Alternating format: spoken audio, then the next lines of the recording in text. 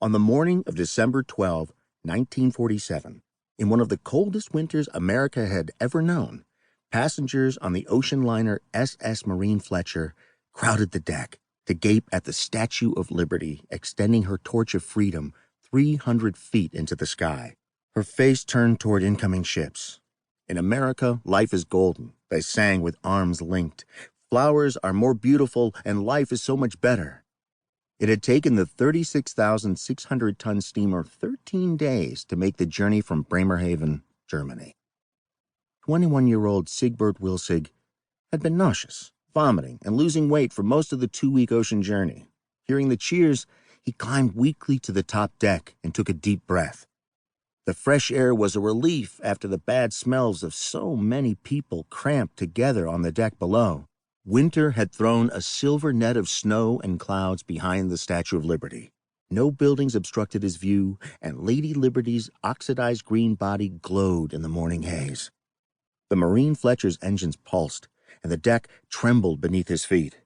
Statistics compiled after liberation indicated that nearly all Jews deported to Auschwitz died within 4 months of arrival. But here he was, alive and in America after having spent nearly 2 years in that concentration camp.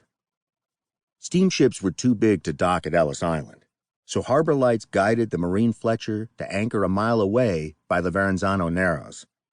Ferries arrived portside, where the crew received passengers clutching weathered suitcases and shuttled them to Ellis Island for immigration processing.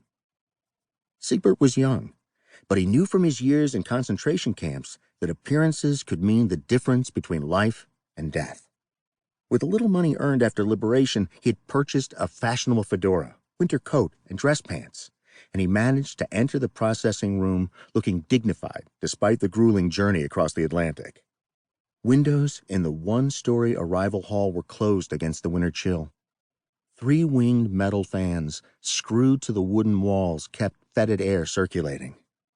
Paintings of American presidents behind glass enclosures decorated the processing hall. Siegbert stopped long enough to study his reflection and comb his thick black hair, which rose up from his scalp like a lion's mane, into an obedient shape that added an inch or so to his diminutive height. In his passport, immigration officials noted the government special status stamp, which he had earned working for the U.S. Counterintelligence Corps, and waved him through. It was around this time that Siegbert Wilzig made the strategic decision to change his name to Siggi B. Wilzig, which he considered less European and easier to pronounce, scanned the crowd, waiting behind a wooden barrier that separated America from the rest of the world.